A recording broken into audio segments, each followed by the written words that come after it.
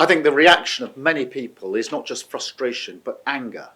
We had a kamikaze mini budget 2 weeks ago. As a direct consequence, mortgages are going up, and not by a little. You know, hundreds of pounds, £500 is the average per month. Now, there are not many people, not many families that can afford that kind of increase.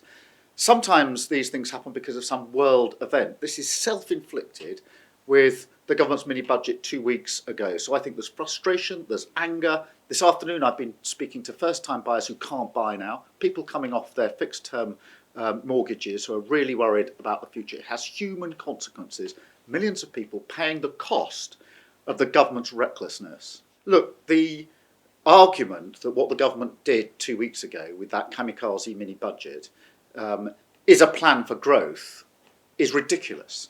The Prime Minister has taken the economy, driven it into a wall and pretending that this is pro-growth. If you have consequences that increase mortgage payments by hundreds of pounds per month, that is anti-growth, it's a destroyer of growth, it certainly isn't pro-growth.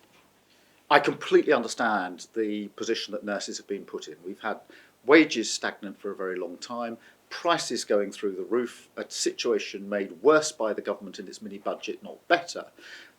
So I absolutely understand the position they find themselves in. I don't want the strikes to go ahead. I don't suppose any nurse wants the strikes to go ahead. They want them resolved, and I want to see them resolved. But most important of all, we need a government that is capable of stabilising the economy and tackling the cost of living crisis.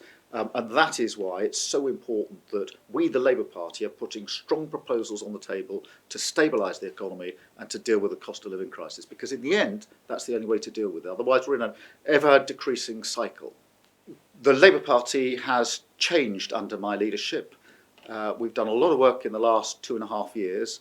And what I think everybody saw and recognised at our conference last week was a Labour Party that is ready to govern, ready to deliver, and actually has a plan for the economy that will work for working people.